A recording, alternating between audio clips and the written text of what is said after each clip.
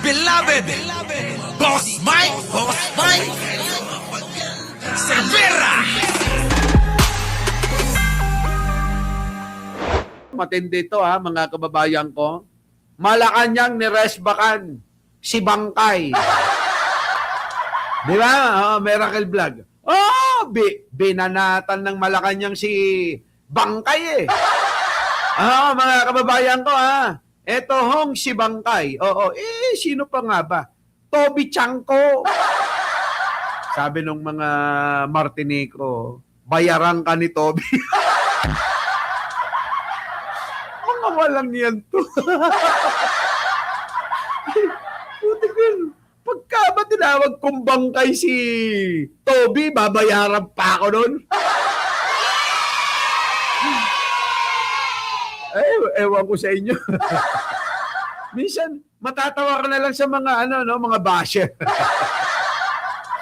Kung ano-ano nila sinasabi. Sabi mo ng mga Martinico, bayaran ka ni Bangkay tuloy.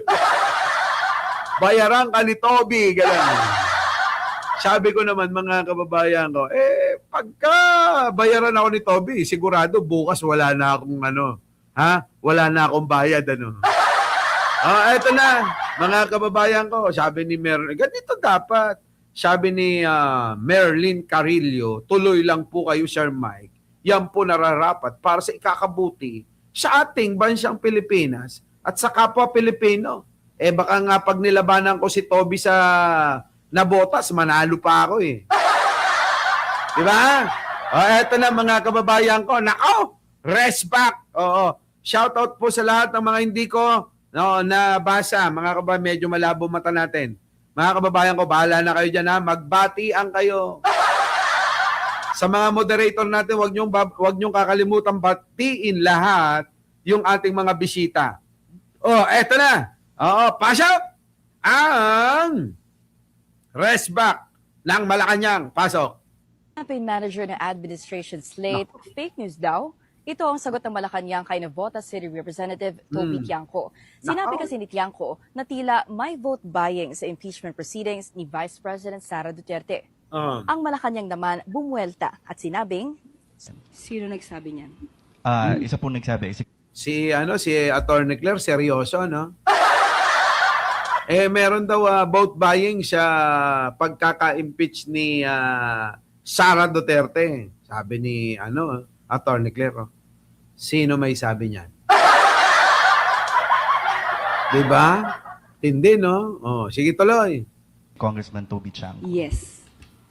Itong si Congressman Toby Tiangco, ang daming sinasabi, pero wala tayong nakikitang anumang ebidensya. Chismoso ka. Chismoso si Toby Chanco.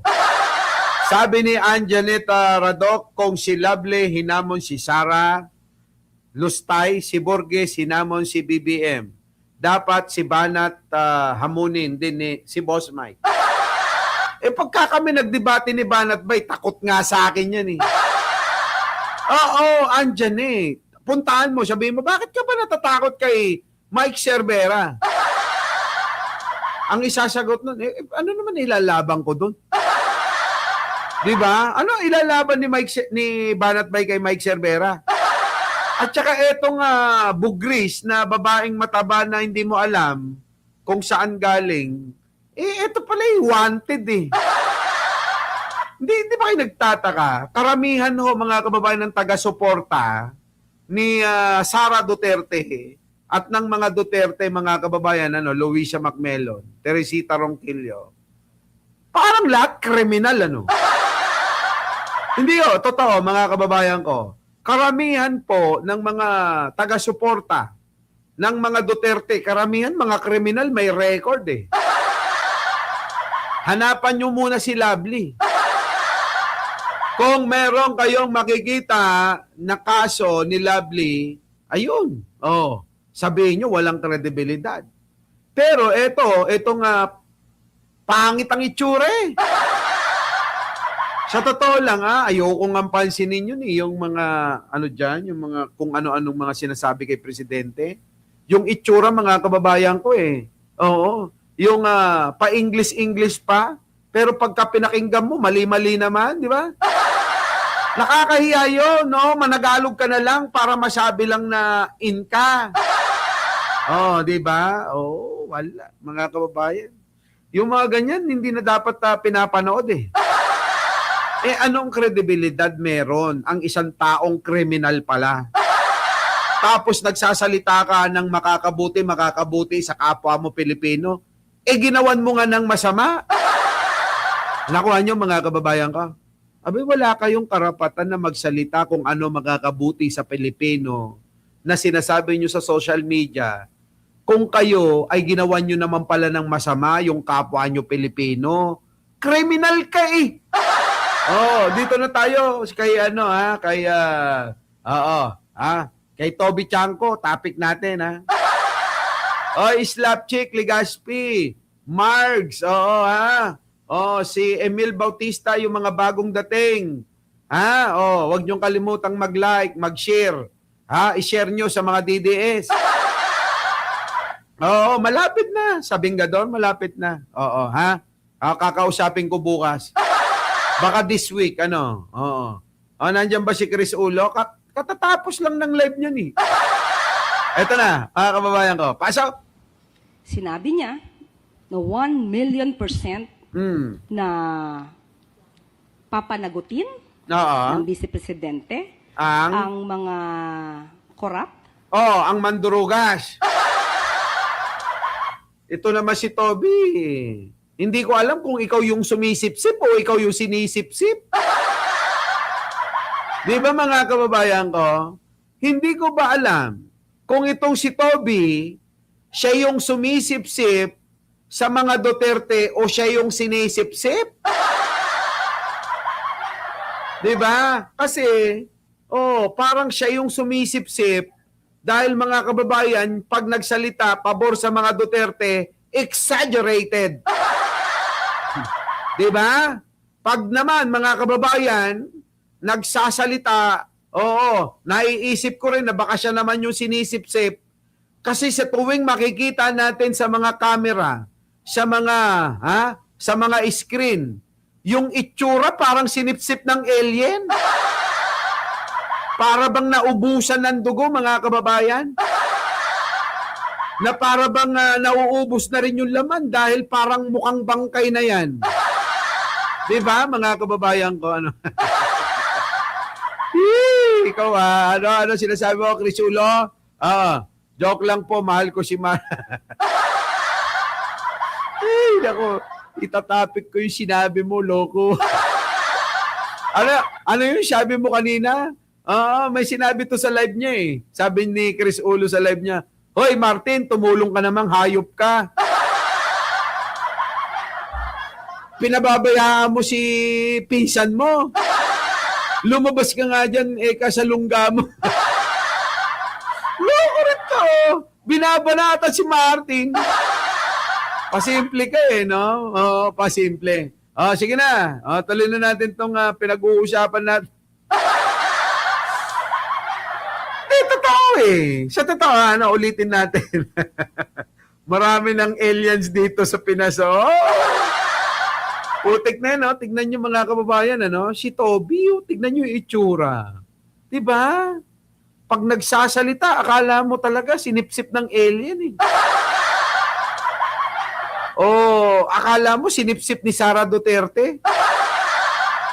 Tignan nyo naman mga kababayan, si Sara Duterte. Diba? Parang Chucky. Kung makatingin mga kababayan, parang hindi mag-iiwan ng bakas no? Oo. Kaya pag sinipsip kayo ni Sara Duterte, alam nyo kung ano magiging itsura nyo? Kamukha ni Toby.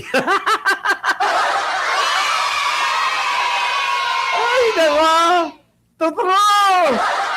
Diba? Mga kababayan ko? Ganun eh.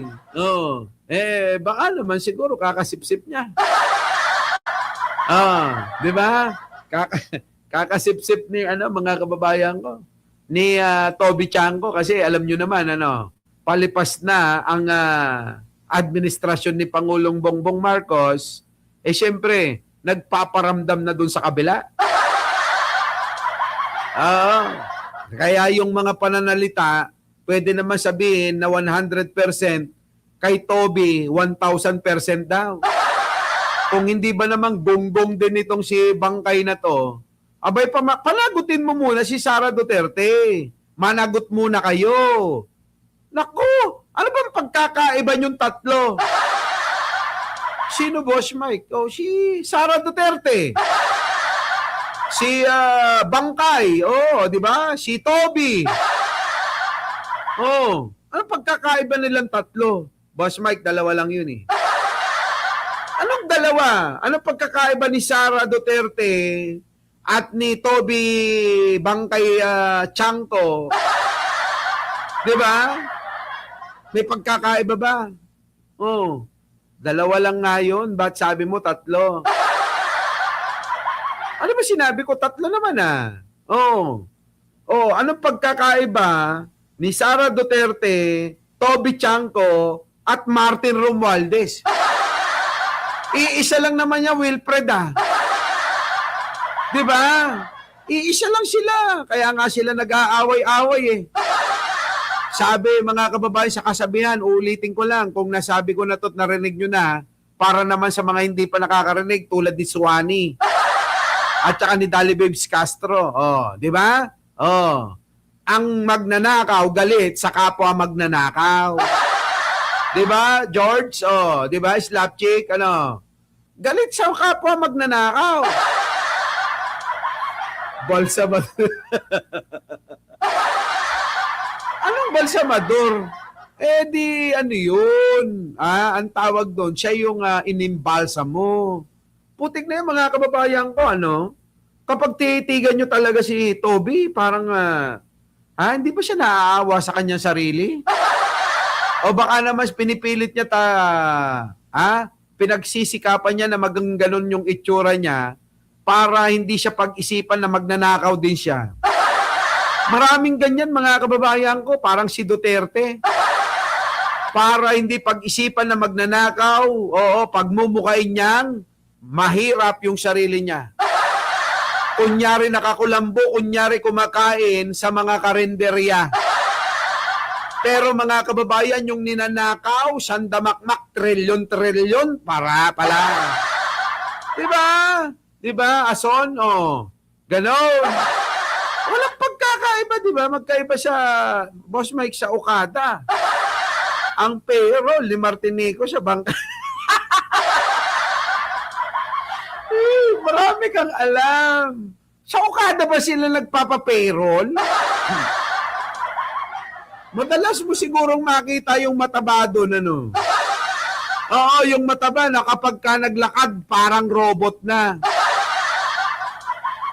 Yung taba naka-tuck-in na hanggang tuhod niya. Yung ba yung nakikita mo? Putik na yan, hindi na kailangan pumorma para maging hip-hop, di ba? Dahil yung taba lawlaw na. Ay, naku, ewan ko sa inyo. Di ba, no? Oo. Paano ka papoporma ng hip-hop, Taba pa lang, lawlaw na. Yun, mga... Ito na. Ito naman kasi si Toby. Sige, tuloy. Or gumawa ng anomalya sa pondo ng bayan, especially the flood control projects. Kaya ang hamon natin mismo kay Congressman Toby Chanko, para matutunayan niya to. Hindi ba dapat, kahit hindi pa presidente, ang vice-presidente dapat nagtatrabaho na siya para mapanagot ang mga di umanong korap, lalong-lalo na doon sa mga ghost projects noong panahon ng kanyang ama. Tama! Putik na yan, nakita ko na naman to. Parang biglang kamukha ni Mangusin. Minsan, mga kababayan, sa totoo lang, pag tinitigan nyo si Toby, parang nakakita na rin kayo ng multo, di ba? Totoo naman kung bakit ba kasi puro ka chismis? Puro ka lang puro ka lang tira ng tira kasi. Huwag mo mo kasi dadami si Pangulo para close tayo. Di ba, no? Pagka tinatamaan na si Pangulo sa mga banat mo, hindi na tayo close. Hindi na tayo bate. Di ba, no? Oh, ano, kamukha ni FLM, di ba? Di ba, no? Eh kung ang tinitira lang nito si Martin, baka kampihan ko pa to eh. Pero kung nadadamay na si Pangulong Bongbong, teka muna. Di ba, no? Oh, teka muna, bahala ka sa buhay mo. Ito na. Ano ba yun? Pasok! Si Kong Toby, ang campaign manager. Kamukha ni Mangusin to, ano? Kamukha ni FLM, ano? Maring Joji, late ka na. Sa lato ng mga bagong dating dyan, mga kababayan, huwag niyong kakalimutan ang mag-like, mag-share, at mag-subscribe. Di ba, no? Patricia Laurel Vlog, Okay, paso. Habang tumatagal, pumapangit ang membro ng kulto ni Digong. Okay. Administration-backed alyansa para sa bagong Pilipinas. Bukod dyan, at the height of the flood control probe, si Kong Toby din ang nagsabing personal witness siya sa pagkastigo umano ni President Marcos sa presidential cousin nito at late first. Ito naman, kita nyo. Dati, puro palaki ng tiyan eh. Oo. Pero kahit anong diet, malaki pa rin ang tiyan niya, no? Oo, palatandaan ng buhaya. Di ba, no? Yung mga buhaya, kulang na lang kamukha niya. Tuloy, eto na. District Representative Martin Romualdez dahil sa usapin ng public. Naku, Diyos ko po. Nagising lang Oy, thank you naman. Elena, Panganiban, opo. 13, yung Mangusin. Shoutout po sa inyong lahat, mga kababayan ng mga bagong dating, ha? Tingnan nyo mga kababayan ko, itsura. Alam nyo, eto yung isang problema ni Pangulo. Malaking problema to, dambuhala. Sa totoo lang mga kababayan, malaking problema ni Pangulong Bongbong Marcos, eto si Romualdez na pinsan niya. Baka mamaya sa bandang dulo, laglag siya. Di ba, no? Nasaan na si Martin? Hindi na nga nagpapakita. Di ba? Paano Ligaspi naman? Ano ba yung tanong mo na yan? Amante Yugaw. Madaling araw na nga. Ano ba naman tanong ni? Ikaw talaga Ligaspi eh. Ano ba yung tinatanong mo? Nasaan si Martin? Siyempre nagtatago, nahihiya. Di ba? Ang daming kahihiyang lumalabas laban sa kanya eh. Sabi rito, mamaya Boss Mike, huwag ka na magsyukran. Ronnie. Nandyan na. Ito na. Ito naman talong ni Ligaspi, parang bago eh. JC, parang bago.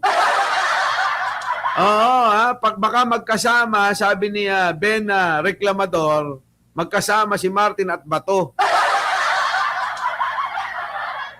O ba naman mabisto na nagnanakaw ka, hindi ka mahihiya? Siyempre magtatago yan. Tapos may mag-good night sa'yo ng ganito. Good night baby, I love you. Wala na ho. Tignan nyo mga kababayan si Jen. Sabi rito, good night baby, love you. Wala na yung I. Palatandaan po yan mga kababayan na baka may pinagbigyan na ng I niya. Kaya pagka ganyang mga comment, huwag kayo maniniwala. Binobola lang kayo niyan. Di ba, no? Eto na. Tuloy natin. Pag-upo, ang bungad talaga kaagad ng presidente ni Martin is, Martin, kayo ni Saldi, ilan bang bahay sa Forbes ang gusto niyong bilhin? Yan sa sinasabi niyang yan, mga kababayan, maniwala tayo. Maniwala tayo. Di ba? Wala na. Hinabol mo po yung ano ba yan? Hiniram mo muna yung I, Jen Angeles.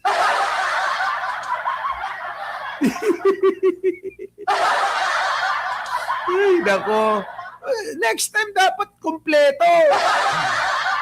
Di ba? Mamaya isipin ng mga tao yung I mo eh. Kinuha mo muna sa iba. Di ba no? Ito mga kababayan puntahan natin to. Maganda hong usapin ito eh. Itong sinasabi ni Toby Chanko, ako naniniwala eh. Naniniwala ako dito mga kababayan.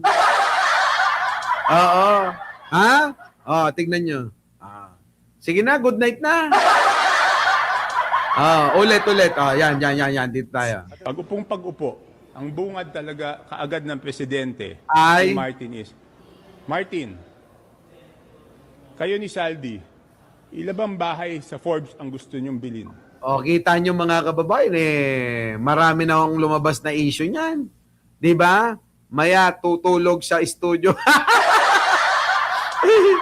Ikaw naman, Rain, biro ko lang yun sa kanya para hindi siya makatulog.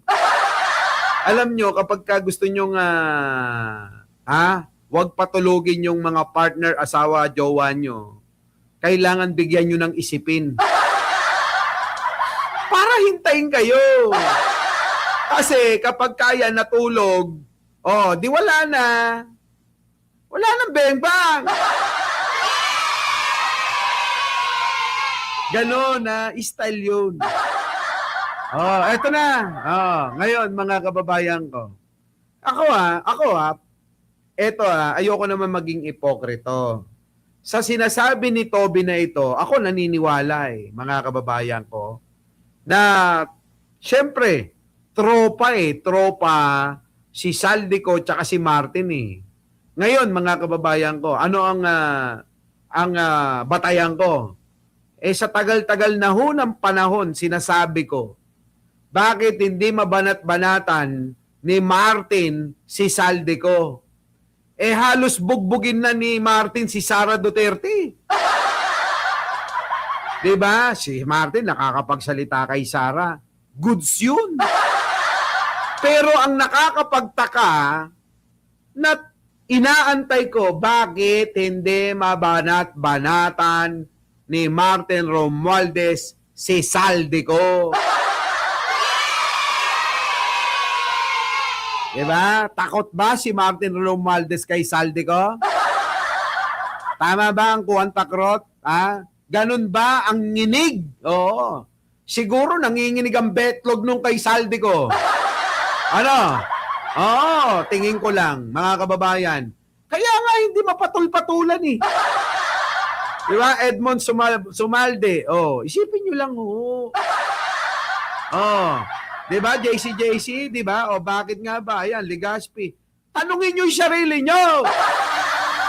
Matagal ko nang sinasabi yan Oo, diba? Buti ngayon napupulot na ng mga vlogger yung naratibo medyo naniniwala na sa sinasabi ko. Oo nga, nakakapagtaka. Ngayon ka pa nagtaka? JC naman, ang tagal na nating mga magkakakilala rito. Kulang na nga lang, kung pwede lang mag-aasawa na tayo rito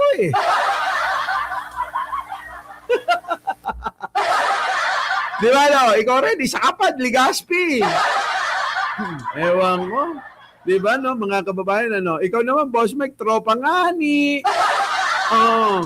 tropa nga syempre.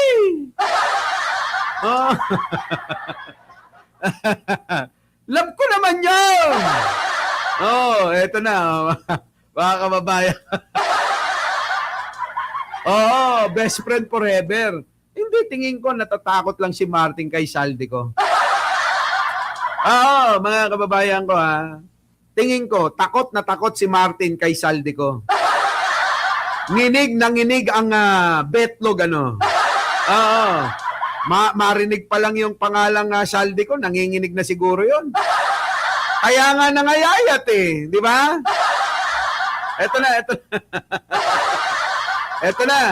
Eto na pakinggan natin. Banat ni Saldico. Kayo ni Saldi, Oh, yan. Ilan bang bahay sa Forbes ang gusto nyong bilhin? Oh, kita nyo, mga kababayan ko? O ano? Na-sequester na ba lahat yung bahay ni Saldico? Balita ko na freeze eh. O, tuloy. Ilan bang eroplano ang kailangan ninyo? Noong November 24. Oo, totoo. Kita nyo, mga kababayan, ano? May mga eroplano. Oh, eto na. Oh, ano? Sabi, guilty siguro. Oh, talaga, kaya di makapiyok kay siya. Bobo na lang ang hindi makakakuha niyan, JC. Kung hindi bobo, malamang nakikinabang. Ganon. Tama, mali. Kung hindi bobo, yung hindi makakaunawa na talagang may alam si Martin sa ginagawa ni Saldico, baka nakikinabang. Di ba? Oo, baka may baka may mga sobre-sobre. Oo, kasi kung paper bag eh. Di ba? Ganun lang yun. Eto na. Ilang eroplano daw? Pa lang niya sinabi na sobra na kayo. Lahat ng pera kinukuha niyo. Over the Okay, weekend, tanyo mga kababayan ko. Attorney Clear, yun sa akin dapat kasi, yung ganong mga salita, pwede nang tanungin natin kay Pangulo yan eh. Di ba, no? Ay, mga kababayan ko, maging balanse tayo. Yung mga ganong salita na di umano ay sinabi ni Pangulong Bongbong sa harapan ni Toby Chanco, yung mga salita na yon sa harapan niya sinabi para kay Martin at kay Saldico. Ang tanong, ang tanong kasi ganito yan eh. Tanungin natin kay Pangulo, totoo ho ba yan, Pangulo? Kung hindi totoo yan, siguro sabihin natin na hindi totoo kasi sinungalingan yan. Walang katotohanan yung mga sinasabing ganyan. Hindi nangyari na kami nagkita-kitang apat at pinagalitan ko yung dalawang hayop na yan. Diba, no? Diba, Winnie, Ganon. Winnie, halo, sisipin mo yon. Huwag kayong mag-alala, wala naman si Jojo Chavez tsaka si Jayjay ngayon. Diba? Tama, mali, mga kababayan ko. Yan. So, ibig sabihin, mga kababayan, syempre sa tagal ng panahon na naging usap-usapan yan, nagkaroon na ng mga agamang ilan, dapat natin itanong, di ba? Dapat nating isang guni kay Pangulo kung katotohanan ba ito. Ang Pangulo hindi naman nagsasalita eh. Kaya lang siguro, ganyan totoo. Ito opinion ko lang, mga kababayan. Opinion ko lang.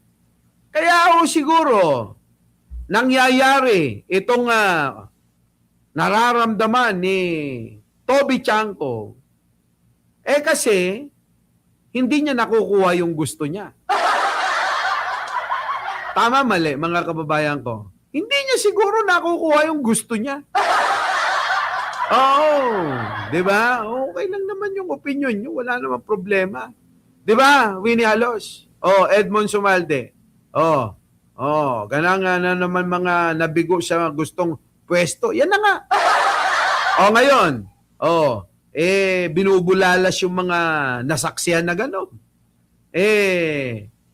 Baka gusto sige, para hindi na ako magsalita baka pwede sa huli ng mga 2 taon. Kahit 2 taon lang, abay maging speaker na ako. Tama, mali, mga kababayan. Kung ang 2 taon lang, maging speaker na ako, hindi na ako magsasalita. Mukhang doon nang gigigil si Bangkay. Diba? Yan ang tama din nakuha ang gusto ni Chang. Ewan ko, mga kababayan ko, bakit ganito tong mga ito? Kaya naiisip ko naman, syempre, alam nyo na, kayamanan at kapangyarihan. Yan lang naman talaga ang interes ng karamihan. Nakakalungkot man, pero yan ang katotohanan. Nakaramihan sa mga politiko, isa lang ang gusto. Ang kagustuhan na makakuha, makadugas ng kayamanan, makakuha ng kapangyarihan, makakuha ng titulo. Nasaan tayong mga Pilipino sa mga ganong mga hangarin ng mga hayop na to? Wala ho tayo dun, hindi tayo kasali sa mga pangarap nila. Sa pangarap ni Sara Duterte, pangarap ni Martin Romualdez, pangarap neto, wala tayo doon. Dahil mga kababayan, walang gagawin kung hindi yung kunin yung para sa atin. Oo, yan po yan. Naku, huwag nga kayo magpapabola sa mga yan. Ito lang naman mga kababayan ko, ano bang para sa atin doon? Meron ba? Oh, wala eh. Puro pasikat. Biruin nyo, ang sarap ng mga hayop na to. Ang sarap ng buhay ng mga hayop na yan. Biruin nyo sikat ka na, nakadugas ka na, kita nyo mga kababayan ko, may kapangyarihan ka pa. Grabe sila, no, mga kababayan ko. Sikat na, nakadugas na, may kapangyarihan ka pa. Grabe. Siyempre, kung may nadudugas ka, ambunan mo lang yung mga magpapabango ng pangalan mo, okay na. Kaya lang mga kababayan, dahil sa social media, hindi na ho basta-basta kaya magpabango ng pangalan. O kailangan may diskarte yan. Tama, mali. Ang pagpapabango ng pangalan ngayon, mga kababayan ko, may diskarte, may pamamaraan. Step by step, Diba? Parang baitang, gano'n, no? May pabaitang na gano'n. Diba? Tignan nyo. Wala talagang kapusugan, syempre. Tignan nyo si Martin Romualdez. Hanggang ngayon ba naiangat na yung kanyang pangalan? Hanggang ngayon, sa dami na ho ng mga nagtatanggol sa kanya, naiangat na ba si Martin? Wala! Kasi mali yung pamamaraan. Mali rin yung siguro, epektibo yung advice kung paano makadugas ng pera. Pero mga kababayan ko, yung estilo para maiangat, yung kanyang kredibilidad, yung maiangat yung pangalan niya, na siya ay isang mabuti na leader o maninilbihan ng bansa, wala. Kapoy ba? Kapoy. Di ba? Wali, mahina. Ayan si Toby. Ngayon, puntan natin to mga kababayan. Naku, grabe to Okay lang ba mga kababayan? Medyo hanggang madaling araw tayo dito. Kasi alam nyo naman, sa umaga nagtatrabaho ako. Marami na akong kailangang ayusin sa opisina at mga nilalakad sa iba't ibang mga kung saan-saan. Kaya hindi ako nakakapag vlog. Puro kung may mapapanood kayo, replay. Di ba ka-vibes? Eto na mga kababayan, mga dides man na kay Sara Lustay. Siyempre, pare-pares bobo. Di ba? Sabi dito, Toby, matakaw sa bilyon. Pare-pares nga yan. Eschen. Ano pagkakaiba nga ng tatlo na yan? Sabi ko na nga kanina, Eschen Anong pagkakaiba ni Toby, ni Sara, at saka ni Martin? Walang pagkakaiba yan. Our beloved Boss Mike Cervera.